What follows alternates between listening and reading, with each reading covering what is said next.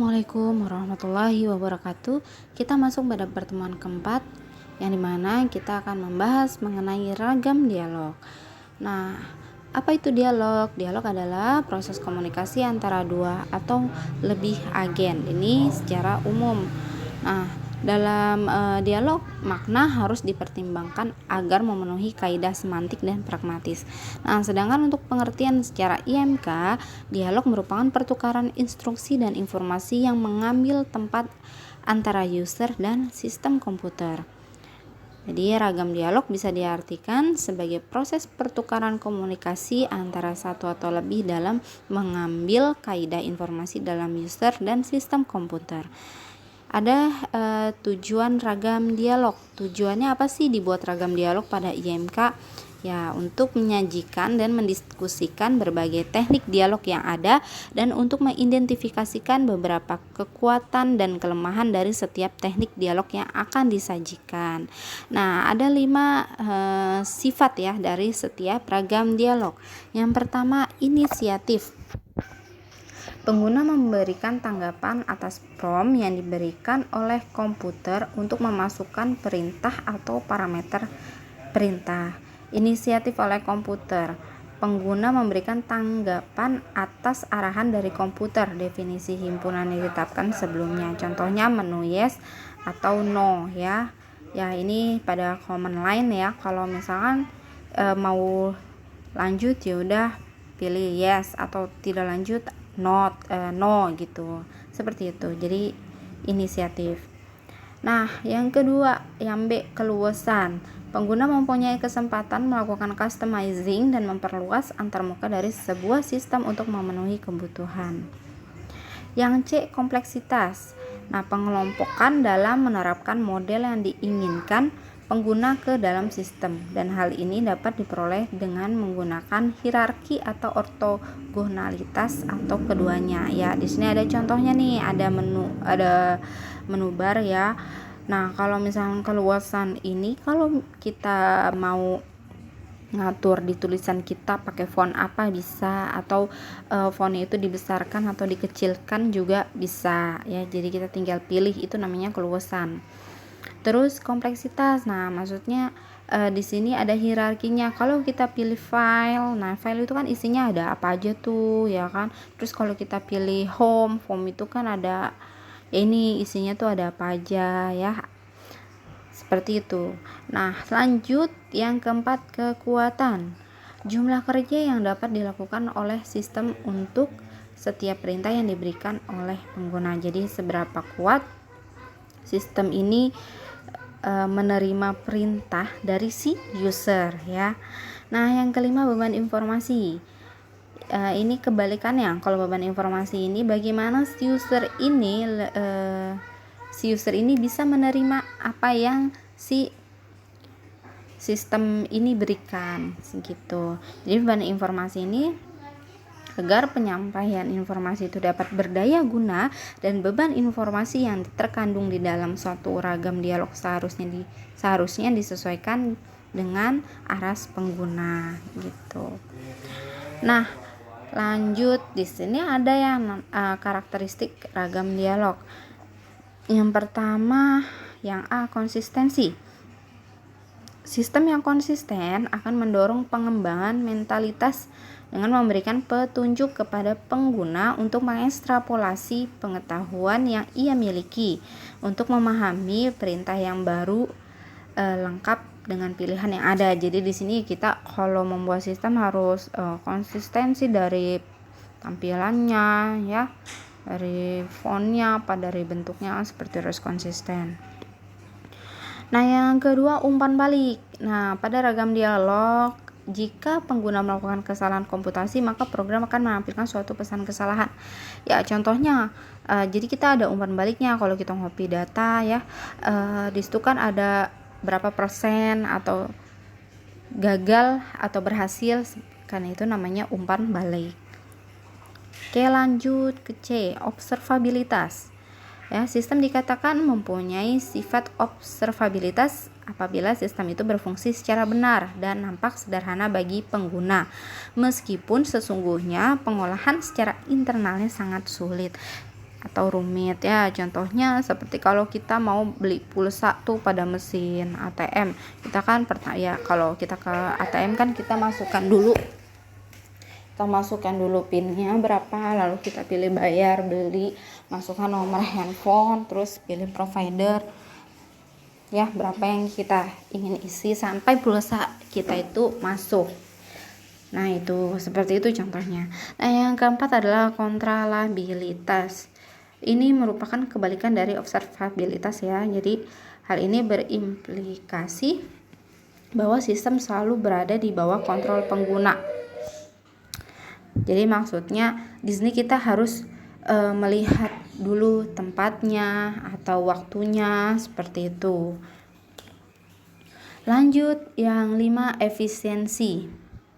Efisiensi dalam sistem komputer yang melibatkan untuk kerja manusia dan komputer secara bersama-sama adalah throughput yang diperoleh dari kerjasama antara manusia dan komputer.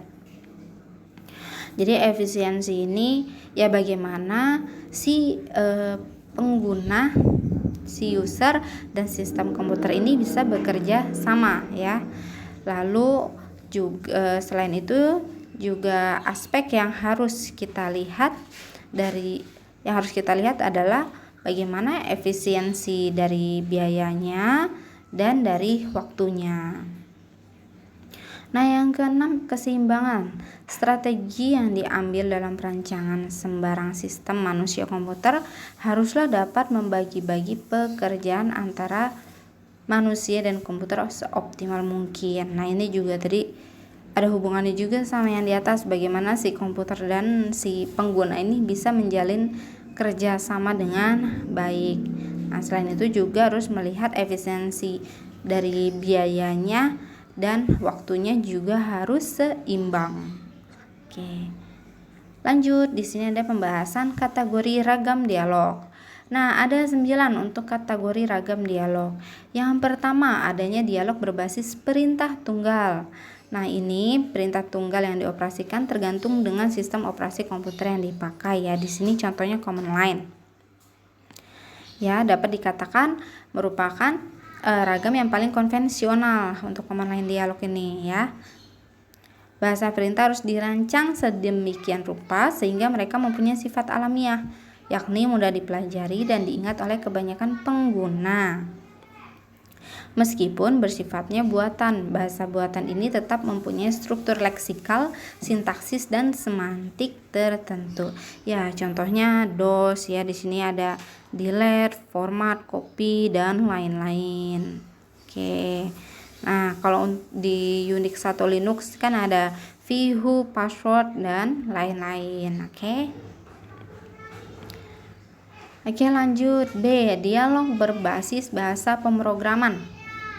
Ini udah umum, kalian juga udah tahu ya. Jadi dialog yang dikemas sejumlah perintah ke dalam suatu bentuk berkas atau file berupa batch file. Nah, jadi dialog berbasis bahasa pemrograman merupakan ragam dialog yang memungkinkan pengguna untuk mengemas sejumlah perintah ke dalam suatu berkas yang sering disebut sebagai batch file. Nah, ini contohnya nih pada assembler, Pascal, C, Fortran atau BASIC. Nah, yang C, dialog berbasis pengisian formulir. Dialog di mana si user dihadapkan ke suatu bentuk formulir di layar komputer yang berisi sejumlah pengisian data dan option yang telah ditentukan. Ya, contohnya kalau kalian mau ngisi data siswa ya, data mahasiswa, kalian sudah muncul tuh interface atau tampilannya itu berupa formulir ya. Ada harus mengisi nama, nomor induk, terus tempat tanggal lahir, alamat. Nah, itu kan kalian sudah ditujukan atau sudah berbentuk formulir yang harus kalian isi. Nah, yang keempat adalah sistem menu. Dialog yang menampilkan daftar sejumlah pilihan dalam jumlah terbatas. Ada 2 ya untuk jenis sistem menu datar dan sistem menu tarik. Nah, sistem menu datar ini juga ada 2, selektor pilihan dan penggunaan tanda terang. Untuk sistem menu datar, yang pertama ya, yang selektor pilihannya dulu. Jadi sistem menu datar adalah sistem menu yang menampilkan semua pilihan secara lengkap ya. Itu untuk bisa berupa angka, huruf, atau kombinasinya. Oke. Nah, ini untuk selektor pilihan ada contohnya. Misalkan kalau di kafe kita mau milih menu makanan atau minuman, kita tinggal pilih aja. Misalkan di sini kan makanannya kita mau pilih nasi goreng, kita tinggal pilih satu. Nah, minumannya kita mau pilih es jeruk, kita tinggal pilih 2. Seperti itu. Oke. Nah, yang kedua pada sistem menu datar ini ada juga namanya penggunaan tanda terang atau highlight marker. Cara lain untuk menentukan pilihan pada daftar menu datar adalah menggunakan suatu mekanisme yang disebut tanda terang atau highlight marker yang dapat digerakkan pada sebuah pilihan yang ada di layar. Ya, ini juga kalian juga sudah tahu, sudah sering gunain juga. Nah, jadi bantuan tombol khusus seperti mungkin tanda ke kiri ya, ke kanan seperti itu. Atau menggunakan mouse. Jadi kalau kita pilih dia langsung highlight gitu. Nah, ini ada contohnya nih. Nah, di sini kan ada pilihannya ada 5 ya. Ada Crusader, ada Historical Campaign, ada Castle Builder, ada Multiplayer, ada Custom Scenarios. Ini dalam dunia ini game ya misalkan. Nah, kita mau dari 5 pilihan ini kita mau pilih Historical Campaign. Nah, kalau kita gerakan cursor kita ke Historical, dia tuh langsung terang sendiri seperti itu menunya.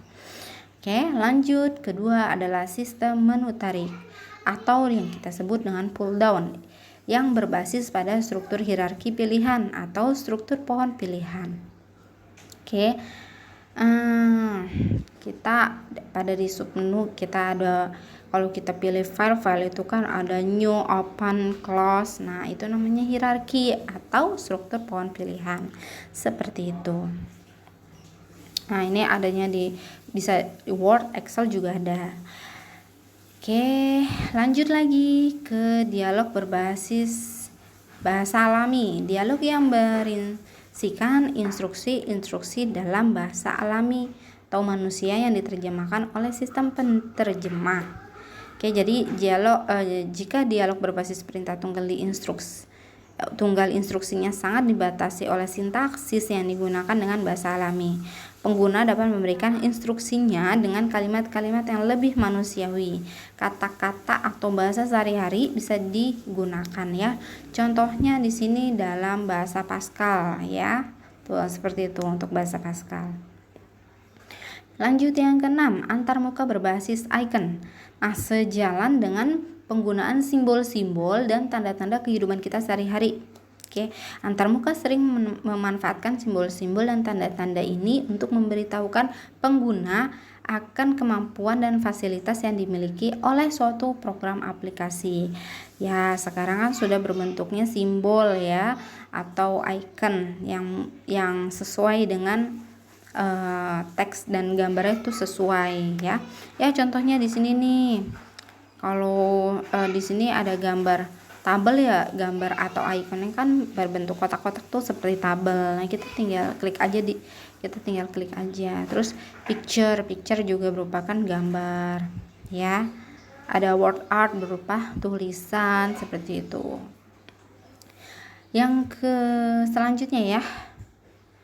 Selanjutnya sistem penjendelaan. Nah, sistem antarmuka yang memungkinkan pengguna untuk menampilkan berbagai informasi pada satu atau lebih jendela atau window. Penampilan lebih banyak informasi.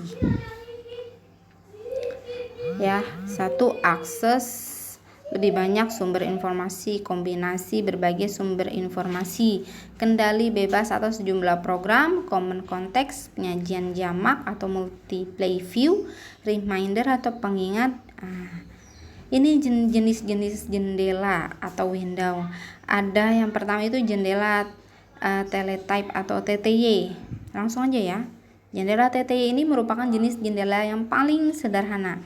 Secara sekilas, jenis jendela ini mirip dengan tampilan apa adanya karena jendela TTY hanya terdiri atas sebuah jendela yang mempunyai fasilitas pemindahan halaman atau scrolling secara otomatis pada satu arah. Nah, contohnya pada dot prom. Nah, seperti ini dot prom ya, hanya menampilkan satu jendela. Oke. Yang kedua, time multi-placed window. Pemikiran yang mendasari digunakannya istilah time multi-placed windows adalah bahwa layar tampilan merupakan sumber daya yang bisa digunakan secara bergantian oleh sejumlah jendela pada waktu yang berlainan. Jenis jendela ini banyak diterapkan pada editor teks. Oke, ini ya. Jadi di sini kalau untuk di Microsoft contohnya pada Microsoft Access ini ya. Ya, kalau Microsoft Access kalau kita pilih tabel kan ada 3 ya. Tuh ada untuk create table in design-nya, ada create table by using-nya, ada create table by entering datanya. Gitu. Lalu kalau misalkan kita mau kita klik terus udah gitu di sana juga langsung tampil ke tabel pertama. Misalnya kita mau ketik nama seperti itu. Jadi ini contohnya seperti ini. Dan ini juga bisa berfungsinya misalkan kalau kita klik ke tabel 1 ya kan, kita klik file nama ya yang fungsinya itu ya di tabel 1 itu seperti itu. Nah, yang ketiga, space multiplex window. Dalam space multiplex window, lebar layar dibagi-bagi menjadi beberapa jendela dengan ukuran yang bervariasi dan jenis jendelanya dapat ditentukan berdasarkan ketergantungan antara satu bisa diletakkan di atas jendela yang lain dan apakah masing-masing jendela bisa diubah ukurannya. Ya, ini contohnya nih pada perangkat lunak Bravo, pada pengolah kata WordPerfect ya versi DOS, misalkan WordPerfect versi 5.0 atau 5.1 ya, pada Lotus 123 versi DOS. Oke, jadi di sini bisa menampilkan 2 window seperti ini. Lalu masing-masing window ini bisa dikecilin ya, bisa dibesarin. Tergantung kita mau bagaimana mengaturnya. Ini bisa. Jadi menampilkan 2 jendela. Yang keempat, non-homogen. Apa itu? Adalah jenis jendela yang tidak dapat dikelompokkan pada jenis jendela di atas. Dua dari beberapa jenis jendela homogen adalah icon dan zooming window. Pada zooming window, pengguna dapat melihat bagian tertentu dari objek yang diamati secara lebih terinci, karena jendela ini dapat diperbesar maupun diperkecil sesuai dengan kebutuhan ya. Jadi ada di sini windownya ini ada pilihan zoomnya ya, mau di zoom in atau di zoom out tuh ada seperti ini viewnya. Oke. Nah, lanjut. Ada di sini ada ini manipulasi langsung ya. Nah, itu manipulasi langsung.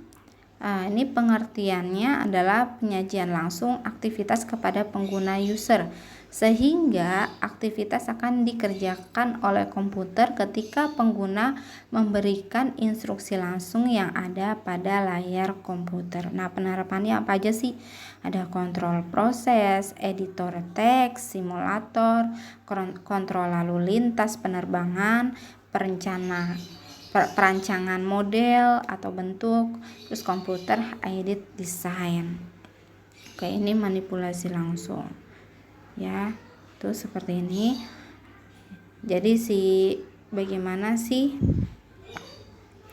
ya ini bagaimana user ini memberikan instruksi langsung pada si layar komputer dan dikerjakan oleh komputer aktivitasnya.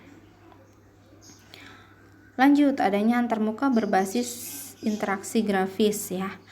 Dialog berbentuk pesan atau informasi pada suatu gambar atau link yang tampil ketika pengguna melakukan suatu aktivitas. Ya, ini udah jelas ya. Untuk sekarang kan sudah berbasis interaksi grafis ya, jadi dia sudah berbentuk icon atau gambar-gambar.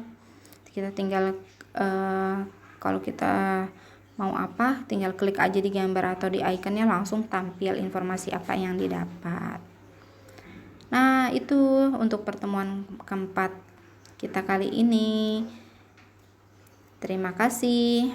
Wassalamualaikum warahmatullahi wabarakatuh.